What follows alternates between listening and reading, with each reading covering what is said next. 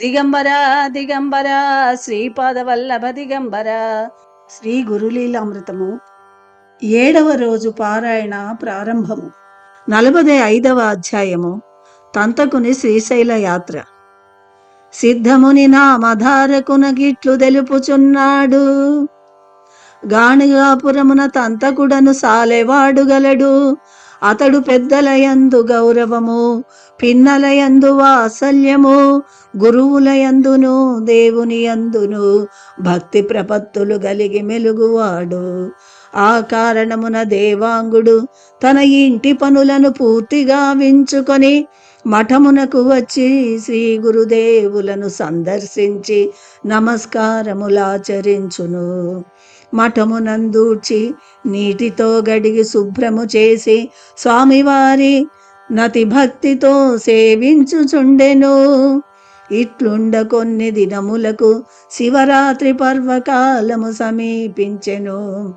ఆయూరివారలు తంతకుని బంధువులందరూ శ్రీశైల యాత్రకు బయలుదేరుచు తంతకుని తమతో రమ్మనిరి.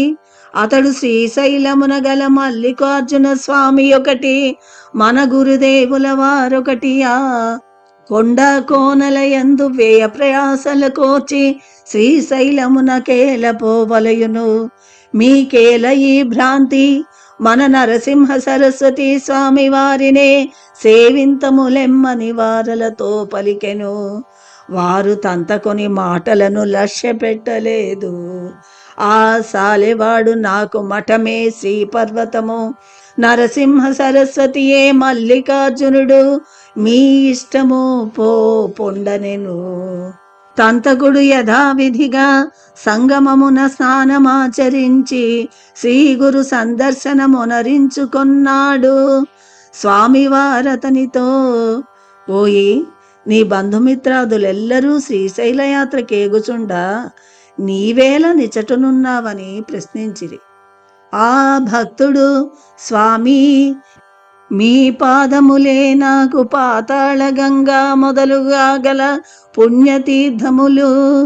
శ్రీశైల మల్లికార్జున స్వామియు నీవే అయ్యుండియు ఇచటనున్న నన్నచ్చటకు బోలేదని ఏల ప్రశ్నించుచున్నావని సవినయముగా నడిగెను.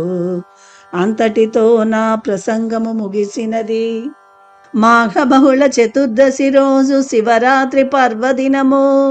తంతకుడు గంగయైనను నోటి అందు బోసి కొనక ఉపవాసముండెను.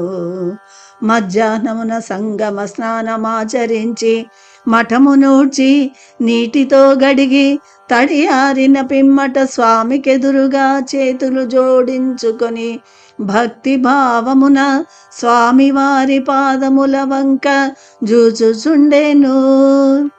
శ్రీ గురుదేవులు, ఓయి, నీవీనాడు శ్రీశైలమునకు మీ వారల వెంట వెళ్ళి ఉండిన బాగుండెడిది.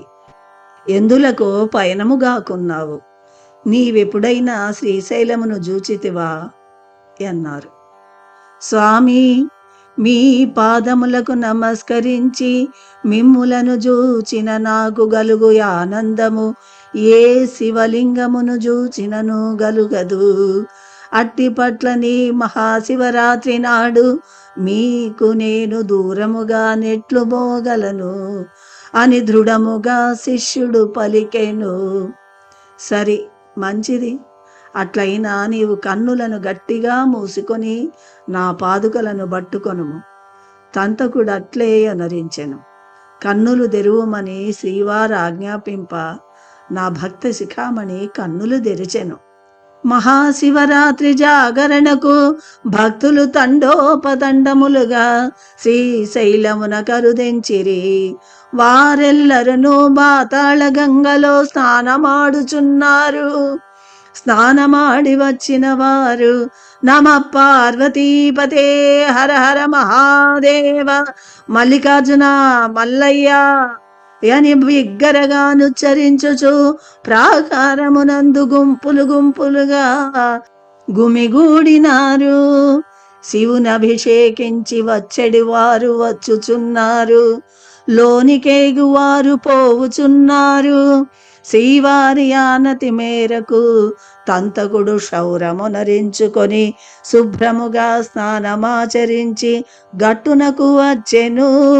పాతాళ గంగ నుంచి మెట్లన్నీయు నెక్కి శ్రీశైలమున చేరి మల్లికార్జున స్వామి ఆలయమునందు ప్రవేశించుచుండ తంతకుడు తన బంధుమిత్రాదులను గాంచెను. గాణగాపురము యాత్రికుల తంతకుని చూచి, ఓయి శ్రీశైలమునకు రానని మాతో బలికితివే, ఎప్పుడు వచ్చితివి అని ప్రశ్నింపనతడు, నేనొక గడియకు ముందు మఠముననేయుంటిని. మధ్యాహ్న సమయమున బయలుదేరి నేనును స్వామివారును గలసి వచ్చినామని బల్కేను.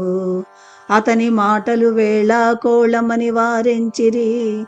తంతకుడు పాతాళ గంగోదకమును పాత్రయందిడుకొని మల్లికార్జున స్వామిని అభిషేకించి గంధ పుష్పాక్షల చేనర్చించి నారికేళమునర్పించి శివలింగముపై శిరమునాంచి హరహర మహాదేవా యనుటకై గర్భాలయమునందు ప్రవేశించెను.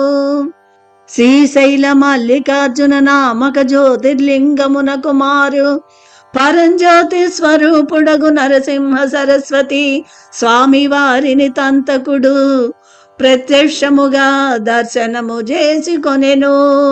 యాత్రికులెల్లరూ శ్రీ గురుదేవుల వారిని పూజించు దృశ్యమును గన్నులారా గాంచెను. తంతకుని మనో నిశ్చయమెట్లో నిదర్శనమట్లేయున్నది. గురువు కన్నా దేవుడు లేడను వాదము స్థిరమైనది. తంతకుడు బ్రహ్మానంద భరతుడై శ్రీ గురుదేవులను శ్రీశైలమున శివరాత్రి నాడర్చించి వెలుపలకి వచ్చేను.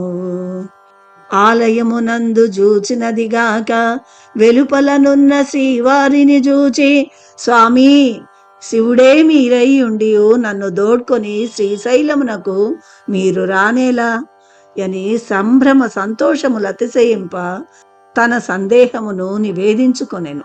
అందులకు శ్రీవారు, ఓయి నీ మాట నిజమే కావచ్చును. ఈశ్వరుడు అచ్చటగలడు, ఇచ్చట లేడనుటకు వీలు లేదు.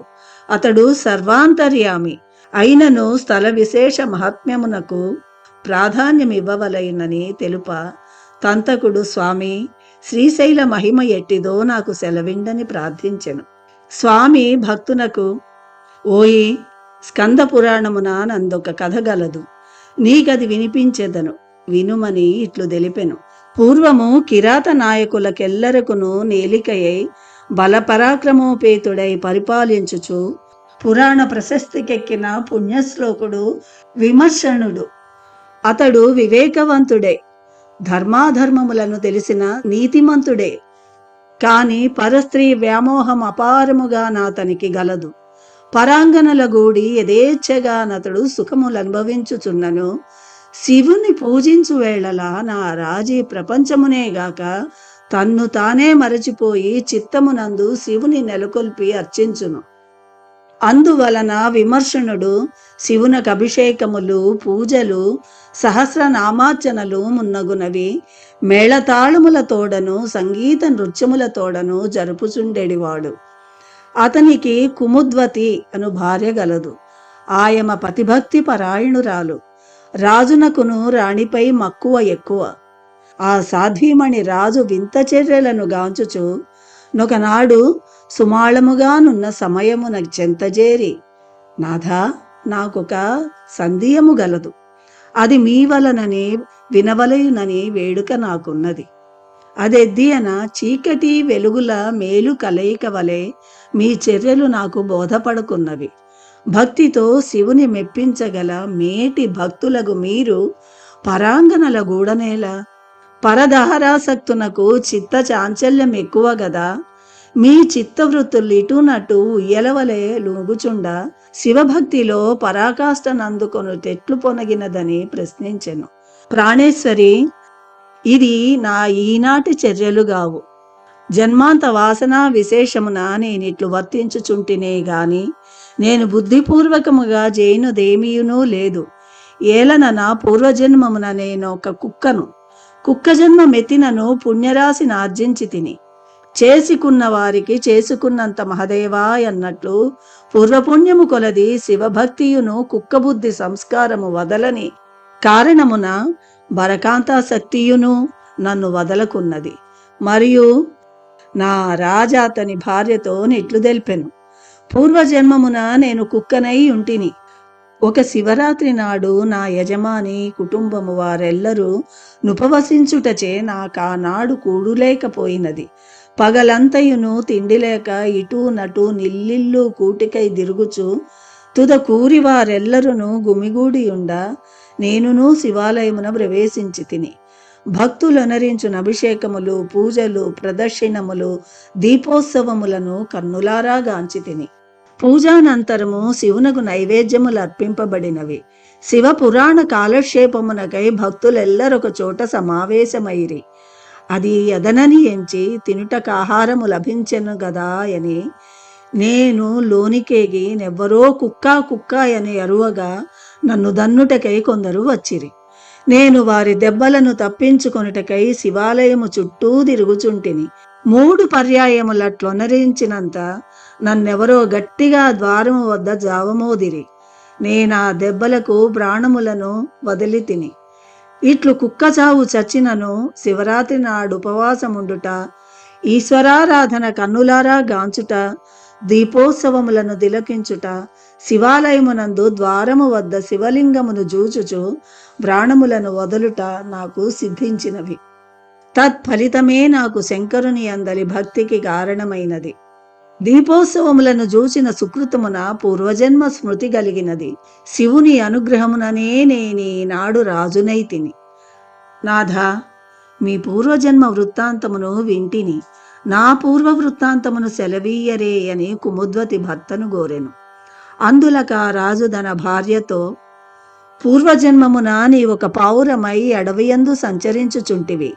ఒక దినము మేతకై తిరుగుచు మాంసపు ముక్క నీకు లభింప నోటితో నా దానిని గరుచుకొని ఆకాశ మార్గమున వచ్చుచుండ డేగ ఒకటి నిన్ను వెంబడించెను.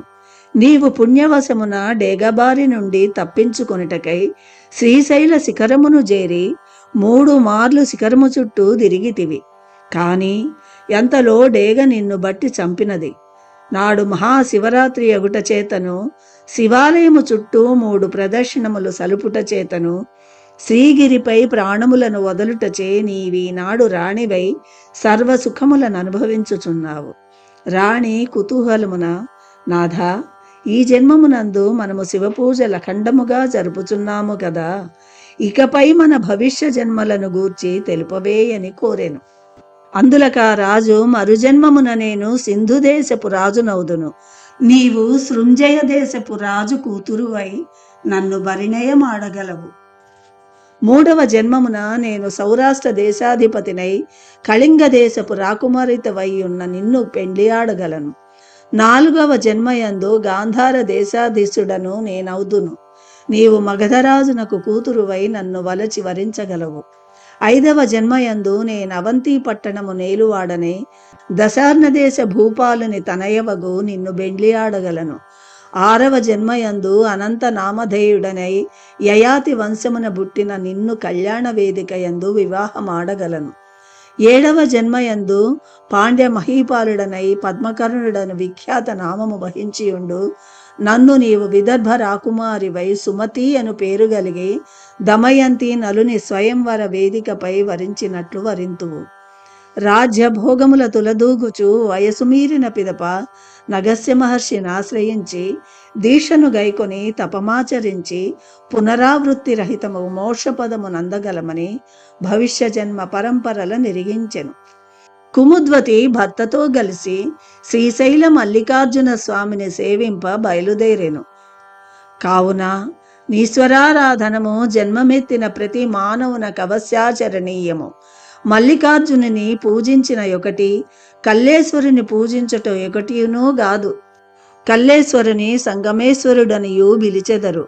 కావున నీవు ప్రతినిత్యము సంగమమున స్నానమాచరించి సంగమము కడనున్న కల్లేశ్వరుని 3 వేళలా నారాధింపుము అని పలికి తంతకుడు, స్వామి, శ్రీశైల మల్లికార్జునులు మీరని గ్రహించి తిని, ఇక కల్లేశ్వరుడు నీవుగావా, నీవే సర్వేశ్వరుడవు, నా సర్వస్వము నీవు అని పలుక, తంతకుని గనులు మూసుకొనిమని స్వామి అనెను. అతడట్లాచరించి మరుక్షణమున మఠమును చేరెను. గాణగాపుర గ్రామస్తులెల్లరును శివరాత్రి నాడు శ్రీ గురుదేవుల సందర్శనమునకై బయలుదేరి వచ్చిరి. స్వామివారెక్కడనున్నారని వారు యోచించుచుండ శ్రీవారు తంతకుని పంపి స్వామి సంగమము వద్దనున్నారు, మిమ్ములను రమ్మని తెలిపిరని చెప్పుమనిరి. తంతకుడట్లొనరింప వారున్న కడకు వచ్చెను. ఊరివారు తంతకుని చూచి, ఓరి, శివరాత్రి నాడు క్షౌరము చేయించుకున్నావెందులకని నవ్వుచూ అడిగిరి. అతడు, శివరాత్రికి నేనును శ్రీవారును శ్రీశైల క్షేత్రమునకేగి యచటనే ముండనమొనరించుకొంటినని పల్కెను. నిజమాడినను ఆయూరివారి తని మాటలను నమ్మరైరి. తంతకుడు శివప్రసాదమును వారికి నమ్మకమును గల్పించుటకై చూపినను వారు విశ్వసించరైరి. శ్రీవారిని వారు సందర్శించి పూజించి వెడలిరి. 15 దినములకు శ్రీశైల యాత్రకై బయలుదేరిన వారు గాణగాపురమునకు వచ్చి తంతుక మల్లికార్జున స్వామి ఆలయమునందు, నిన్ను చూచిన పిదపని పొలకువయే మాకు లేదయ్యెను, గాణగాపురమునకెప్పుడు వచ్చితివి అని ప్రశ్నించుట నా యూరివారు విన్నారు. తంతకుని మాటలు ఎందలి పరమార్థమును వారు గ్రహించిరి. నామధారక చూచితివా శ్రీవారి మహిమలు. అవధూత చింతన శ్రీ గురుదేవ దత్త. 45వ అధ్యాయము సంపూర్ణము.